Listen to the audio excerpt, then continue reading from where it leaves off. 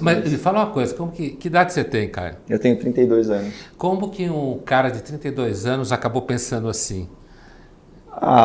Você sabe... Quando você falou alguma coisa assim como um certo cuidado ou carinho, não lembro exatamente a palavra, mas com o que já foi vivido, pensado. Você sabe aquela definição do Edmund Burke, que a sociedade é a comunidade de almas que reúne os mortos, os vivos e os que não nasceram.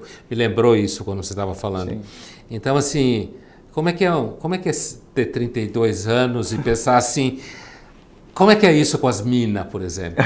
Como é que fica isso? Eu acho que, para mim, o que é muito interessante esse ponto, porque aí tá outro lugar em que a esquerda tem um monopólio, né? Que é o coolness, o atributo daquilo que é, como que a gente poderia traduzir, né? É charmoso, cativante, descolado, esse tipo de coisa. Quando na verdade, a gente pode usar aí nas palavras do Caetano mesmo, usar a realidade a nosso favor, né?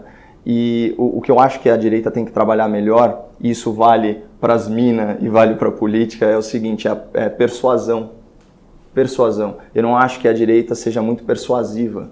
A gente precisava de 16 anos de cleptocracia lulopetista para perceber que esse era um sistema que tinha que ser interrompido, né? Ou seja, só quando a realidade se impôs de uma forma assim colossal, com o país à beira do abismo, a gente conseguiu dar uma guinada para a direita na sociedade, que eu chamo na verdade foi quase recalibrar a régua ideológica.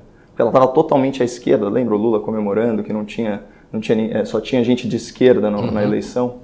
Então, eu acho que nesse sentido, por que a esquerda é mais persuasiva? Porque ela consegue endereçar o sentimento, ao passo que a direita está só na racionalidade. A arte da sedução, ela envolve também o emocional, as estratégias emocionais. E eu acho que gradualmente a direita está aprendendo a trabalhar um pouquinho melhor a linguagem e assim, falando metaforicamente, está pegando mais mulher.